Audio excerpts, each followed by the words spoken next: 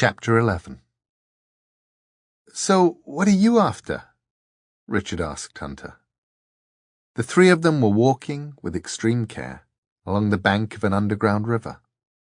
The bank was slippery, a narrow path, along dark rock and sharp masonry. Richard watched with respect as the grey water rushed and tumbled within arm's reach.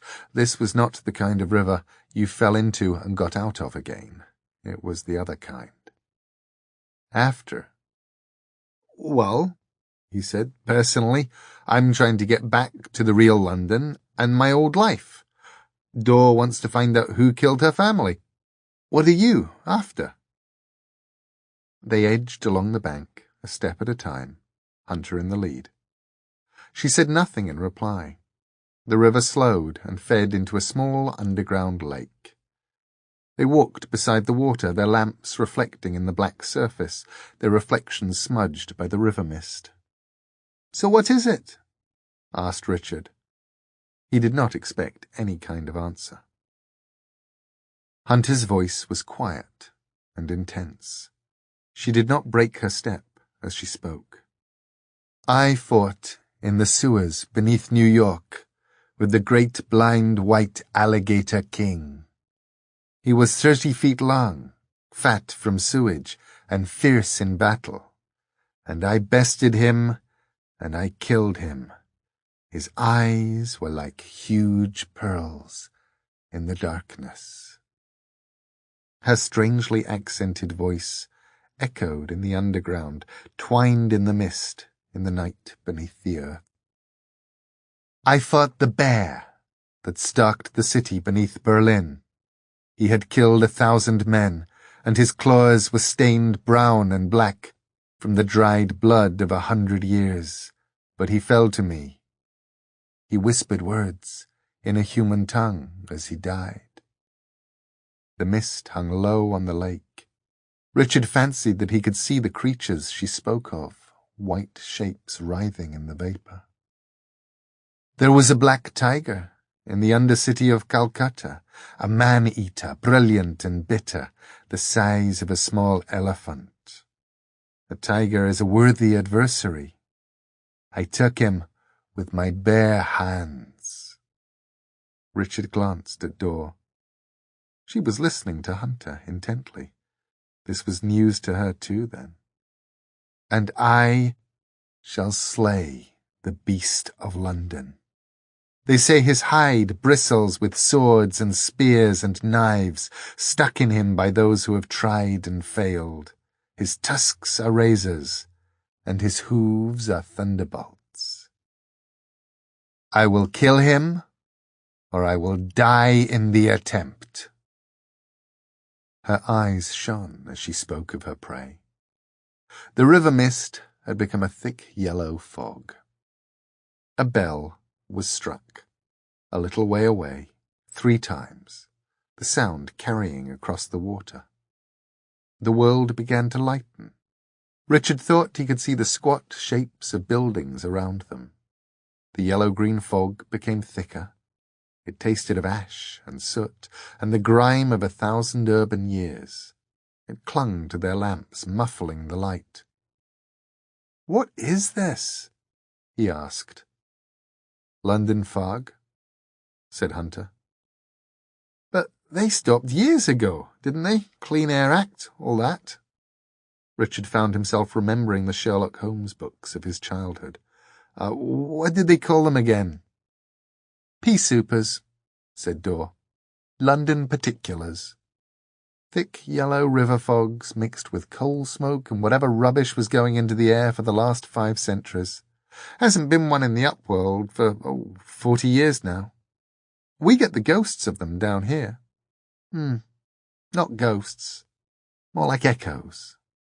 Richard breathed in a strand of the yellow-green fog and began to cough. "That doesn't sound good," said Dor. "Fog in my throat," said Richard. The ground was becoming stickier, muddier. It sucked at Richard's feet as he walked. "Still," he said, to reassure himself, "a little fog never hurt anyone." Dor looked up at him with big pixie eyes. There was one in 1952 that they reckon killed 4,000 people. People from here? He asked. Under London? Your people, said Hunter. Richard was willing to believe it. He thought about holding his breath, but the fog was getting thicker. The ground was becoming mushier. I don't understand, he asked. Why do you have fogs down here when we don't have them up there anymore? Dor scratched her nose. There are little bubbles of old time in London where things and places stay the same, like bubbles in amber, she explained. There's a lot of time in London, and it has to go somewhere. It doesn't all get used up at once. I may still be hungover, sighed Richard. That almost made sense. The abbot had known that this day would bring pilgrims. The knowledge was a part of his dreams. It surrounded him, like the darkness. So the day became one of waiting, which was, he knew, a sin. Moments were to be experienced. Waiting was a sin against both the time that was still to come and against the moments one was currently disregarding. Still, he was waiting. Through each of the day's services, through their scant meals, the abbot was listening intently, waiting for the bell to sound, waiting to know who and how many. He found himself hoping for a clean death. The last pilgrim had lasted for almost a year, a gibbering, screaming thing. The abbot regarded his blindness neither as a blessing nor as a curse. It simply was. But even so, he had been grateful he had never been able to see the poor creature's face. Brother Jet, who had cared for the creature, still woke in the night, screaming, with its twisted face before him. The bell tolled late in the afternoon, 3 times. The abbot was in the shrine, on his knees contemplating their charge. He pulled himself to his feet and made his way to the corridor where he waited. Father? The voice was that of Brother Fuliginus. Who guards the bridge? The abbot asked him. His voice was surprisingly deep and melodious for such an old man. Sable, came the reply from the darkness. The abbot reached out a hand, grasped the young man's elbow, and walked beside him, slowly, through the corridors of the abbey. There was no solid ground. There was no lake. Their feet were splashing and squishing through some kind of marsh in the yellow fog. This, announced Richard, is disgusting. It was seeping through his shoes, invading his socks and making a much closer acquaintance with his toes than Richard was entirely happy with. There was a bridge ahead of them, rising up out of the marsh, and a figure dressed in black waited at the foot of the bridge. He wore the black robes of a Dominican monk. His skin was the dark brown of old mahogany. He was a tall man, and he held a wooden staff as tall as he was. "Hold fast," he called. "Tell me your names and your stations." "I am the Lady Dor," said Dor. "I am Portico's daughter of the House of the Arch." "I am Hunter. I am her bodyguard." "Richard Mayhew," said Richard. "Wet." "And you wish to pass?" Richard stepped forward. "Yes, we do, actually. We're here for a key." The monk said nothing. He lifted his staff and pushed Richard gently in the chest with it. Richard's feet slid out from under him, and he landed in the muddy water, or to be fractionally more accurate, the watery mud. The monk waited a few moments to see if Richard would swing up and begin to fight. Richard didn't. Hunter did. Richard pulled himself up from the mud and, mouth open, watched his first quarterstaff fight. The monk was good. He was bigger than Hunter, and, Richard suspected, stronger. Hunter, on the other hand, was faster than the monk. The wooden staves clacked and whacked in the mist. The monk's staff made sudden contact with Hunter's midriff. She stumbled in the mud. He came in close, too close, as he discovered that her stumble had been a feint, and her staff slammed into him hard and precisely on the backs of his knees, and his legs no longer held his weight. The man tumbled into the wet mud, and Hunter rested the tip of her staff on the back of his neck. "Enough," called a voice from the bridge. Hunter took a step back. She stood beside Richard and Dor once more. She had not even broken a sweat. The big monk got up from the mud. His lip was bleeding. He bowed low to Hunter, then walked to the foot of the bridge. "Who are they, Brother Sable?" called the voice.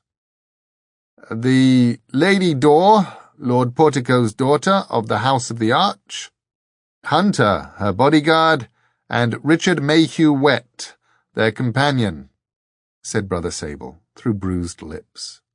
"She bested me in fair fight, Brother Fuliginous." "Let them come up," said the voice. Hunter led the way up the bridge.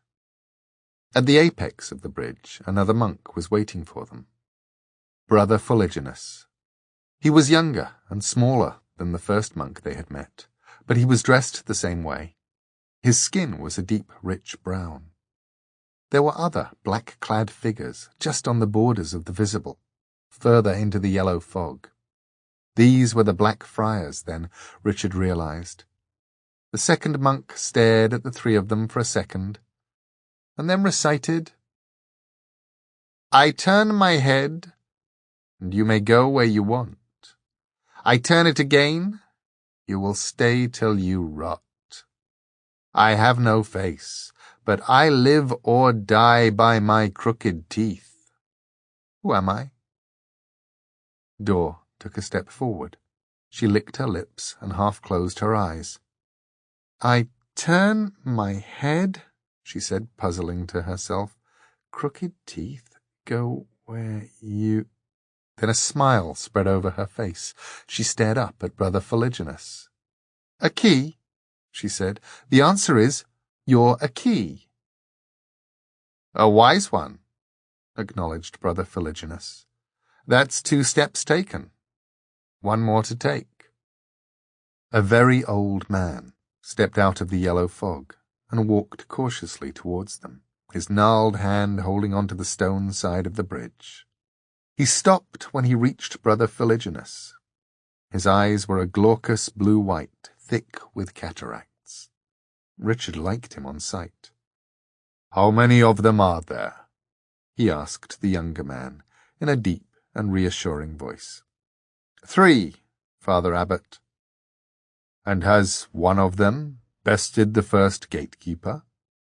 "Yes, Father Abbot." "And did one of them answer the second gatekeeper correctly?" "Yes, Father Abbot." There was regret in the old man's voice. "So one of them is left to face the ordeal of the key.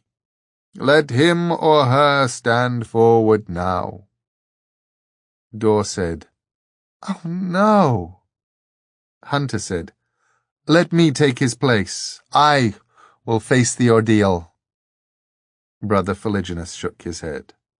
"We cannot permit that." When Richard was a small boy, he had been taken as part of a school trip to a local castle. With his class, he had climbed the many steps to the highest point in the castle, a partly ruined tower.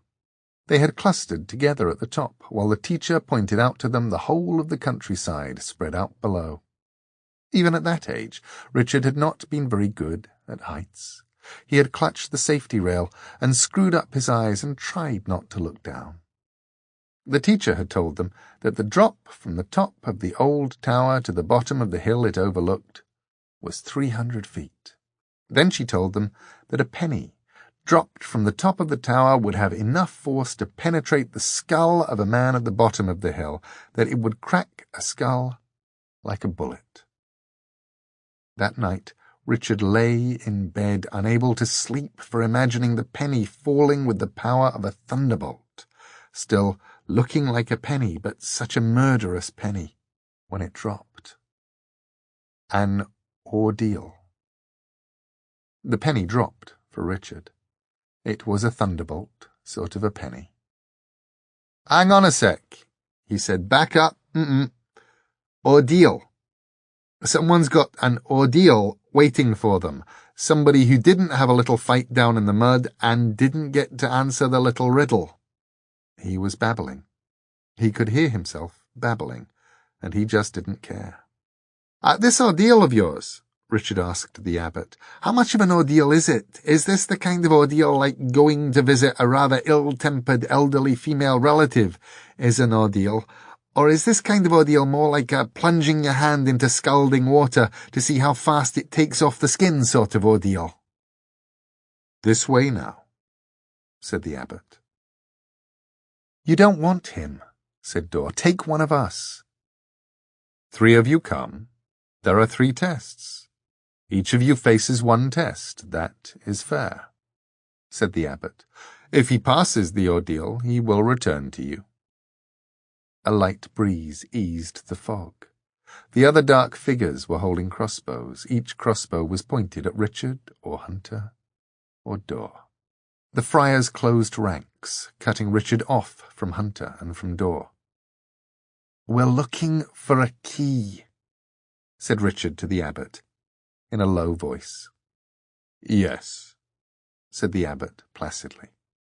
"It's for an angel," explained Richard. "Yes," said the abbot. He reached out a hand, found the crook of Brother Philiginus's arm. Richard lowered his voice. "Look, you can't say no to an angel, especially a man of the cloth like yourself.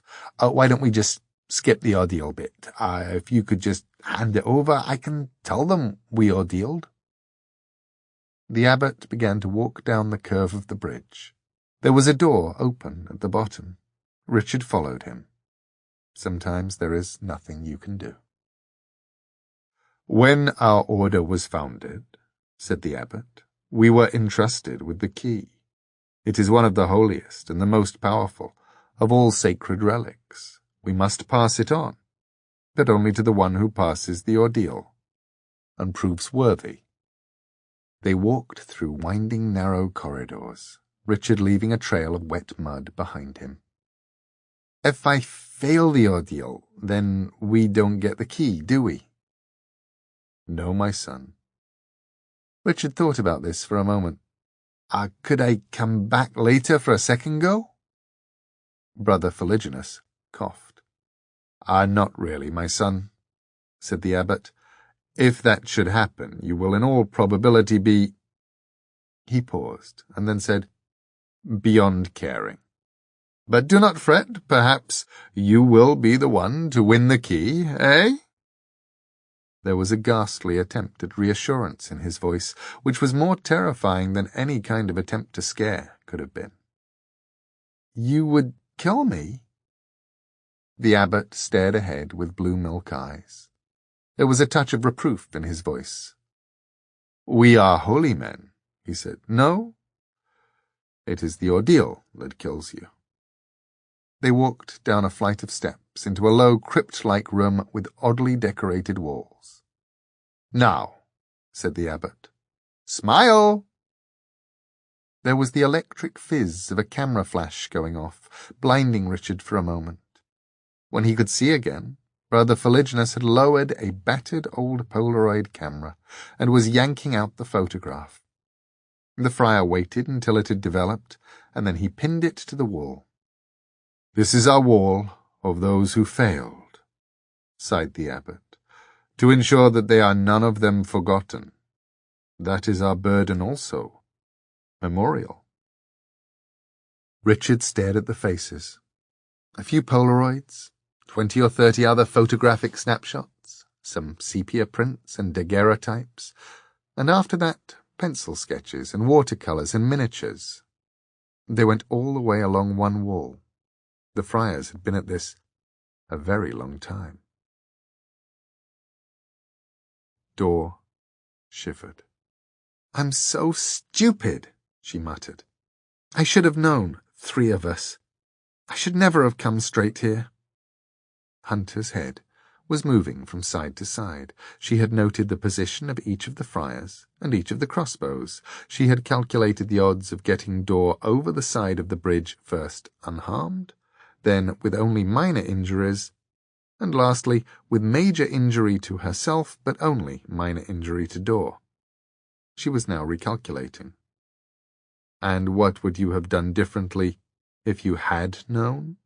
she asked. "I wouldn't have brought him here for a start," said Dor. "I'd have found the Marquis." Hunter put her head on one side. "You trust him?" she asked directly, and Dor knew she was talking of de Carabas, not Richard. "Yes," said Dor. "I, more or less, trust him." Dor had been 5 years old for just 2 days. The market was being held in the gardens at Kew on that day, and her father had taken her with him as a birthday treat. It was her first market. They were in the butterfly house, surrounded by brightly coloured wings, iridescent, weightless things that entranced and fascinated her, when her father crouched down beside her. "Dor," he said, "turn around slowly and look over there, by the door." She turned and looked. A dark-skinned man, wearing a big coat, his black hair tied behind him in a long ponytail, was standing by the door, talking to 2 golden-skinned twins, a young man and a young woman. The young woman was crying, in the way that grown-ups cry, keeping it inside as much as they can, and hating it when it still pushes out at the edges, making them ugly and funny-looking on the way. Dor turned back to the butterflies. "You saw him?" asked her father. She nodded. "He calls himself the Marquis de Carabas," he said. "He's a fraud and a cheat, and possibly even something of a monster. If you're ever in trouble, go to him. He will protect you, girl. He has to." Dor looked back at the man. He had a hand on the shoulder of each of the twins, and was leading them from the room, but he glanced back over his shoulder as he left, and he looked straight at her and smiled an enormous smile. And then he winked at her. The friars who surrounded them were dark ghosts in the fog. Dor raised her voice. "Excuse me, brother," she called to Brother Sable, "but our friend who's gone to get the key, if he fails, what happens to us?" He took a step towards them, hesitated, and then said, "We escort you away from here, and we let you go." "What about Richard?" she asked. Beneath his cowl, she could see him shaking his head, sadly, finally. "I should have brought the Marquis," said Dor, and she wondered where he was, and what he was doing.